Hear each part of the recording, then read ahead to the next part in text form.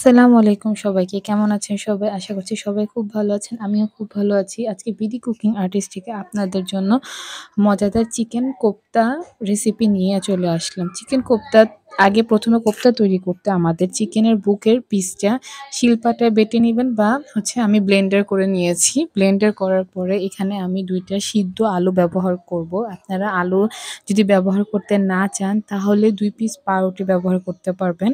তারপরে কাঁচা পেঁয়াজ আমি ব্যবহার করব না। পেঁয়াজটা হালকা ভেজে তারপরে এখানে ব্যবহার করছি। কাঁচা পেঁয়াজ ব্যবহার করলে অনেক সময় পেঁয়াজের গন্ধ আসতে পারে। এখানে হালকা ভাজা পেঁয়াজ, তারপরে পরিমাণ মতো ঝাল। আপনারা যতটুকু ঝাল পছন্দ করেন ততটুকু ঝাল এখানে নিবেন। আমি এখানে ৪ টা কাঁচামরিচ নিচ্ছি। তারপরে এখানে আমরা ধনিয়া পাতা, তারপরে চিকেন মসলা, লবণ পরিমাণ মতো, তারপরে ধনিয়া গুঁড়ো ১ চা চামচ, ১/২ চা চামচ হলুদ আর আদা রসুন ১ চামচ নিয়ে সুন্দর করে ম্যাশ করব। এটা যতক্ষণ আমরা ম্যাশ করব জিনিসটা কিন্তু তত মসলাগুলো চিকেনের ভিতরে যাবে। আপনাদের যদি মনে হয় হাতে আমার লেগে যাচ্ছে আপনারা কিন্তু এখানে হালকা তেল ব্যবহার করতে পারেন। আমি কোনো রকম তেল ব্যবহার করিনি। তারপরে এখানে আমরা সুন্দর করে কোপ্তার সাইজ দিব। এখন চাইলে এটা কাবাব স্টাইলেও করতে পারেন বা গোল, গোল রাউন্ড শেপও করতে পারেন। আমি কাবাব ভাবে করিনি। আমি এবার আজকে গোল করে বা লম্বাটে আকারে ২ রকমের যে ডিজাইন দিয়েছি। আমাদের মাখানো শেষ। তারপরে অন্য জায়গায় আমি চুলাতে তেল গরম করছি। তেল গরম করার পরে আমরা প্রত্যেকটা কোপ্তা তেলের মধ্যে দিয়ে দিব। তেলটা গরম হওয়ার পরে কোপ্তাটা দিয়ে দিলাম। হালকা যে লো হিটে আমরা লো হিটেও না মাঝারি আঁচে আমরা কোপ্তাগুলো ভাজবো। কোপ্তাগুলো যখন লাল, লাল হয়ে যাবে তখন প্রত্যেকটা কোপ্তা আমরা নামিয়ে ফেলবো। আমি এখানে ২ ধরনের শেপ ব্যবহার করেছি। একটা গোল আরেকটা লম্বাটে। আপনারা চাইলে যেকোনো শেপ দিতে পারবেন। কাবাব স্টাইলের শেপও দিতে পারবেন।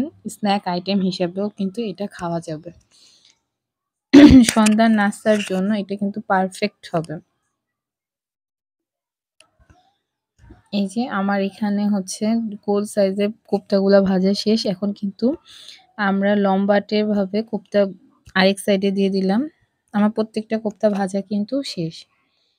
এখন আমরা চুলার মধ্যে কড়াইতে মসলাগুলো একটু তেলের মধ্যে দিব। ১ চামচ জিরা, তারপরে দারচিনি, এলাচ, তেজপাতা হালকা একটু ভাজা হলে আমরা ১ কাপ পরিমাণ পেঁয়াজ দিয়ে দিব। পেঁয়াজটা একদম বাদামি করব না, নরম করার পরে তারপর এখানে আমরা একটা ছোট টমেটো দিয়ে দিলাম। টমেটোটা যখন একদম নরম হবে তখন এখানে গুঁড়া মসলা দিয়ে দিব। ধনিয়া গুঁড়া, তারপরে মরিচ গুঁড়া ২ চামচ, আদা রসুন বাটা ১/২ চা চামচ যে হলুদ গুঁড়া আর চিকেন মসলা।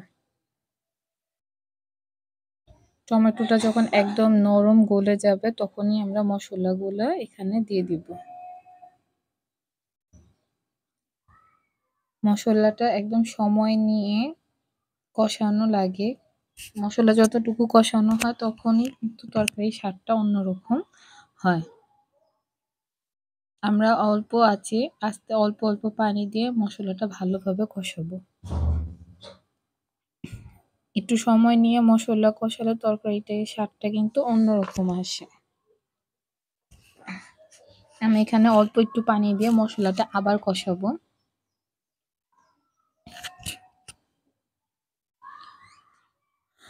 মসলাটা কষানোর পরে সুন্দর একটা কালার আসবে। অন্যদিকে আমি ১ কাপ পরিমাণ টক দই নিব। টক দইটা সুন্দর করে ফেটিয়ে নিব যাতে তরকারিতে দেওয়ার পরে এটা ছানা, ছানা ভাবটা যাতে না আসে, তাই সুন্দর করে টক দইটা ফেটাবো। ১ কাপ টক দইয়ের সাথে ১ কাপ পরিমাণ পানি ব্যবহার করব। টক দই দেওয়ার পরে আমরা এখানে কিন্তু অল্প কিছু পরিমাণ যে চিনি ব্যবহার করব যাতে যে টক দইয়ের টক ভাবটা যাতে না লাগে। তরকারিটা বলক আসার পরে আমরা প্রত্যেকটা ভাজা কোপ্তা কিন্তু এটাতে ছেড়ে দিব। তারপরে কাঁচামরিচ দিব। কাঁচামরিচ দিয়ে ঢেকে রাখবো। ৫ থেকে ১০ মিনিট ঢেকে রাখার পরে আমাদের সুন্দর কিন্তু কোপ্তাটা কিন্তু রান্না হয়ে যায়। আশা করছি আপনাদের খুব ভালো লাগবে। ভালো লাগলে অবশ্যই লাইক, সাবস্ক্রাইব করবেন এবং কমেন্টের নিচে জানাবেন আমার এই রেসিপিটি কেমন হয়েছে। Thank you. আল্লাহ হাফেজ।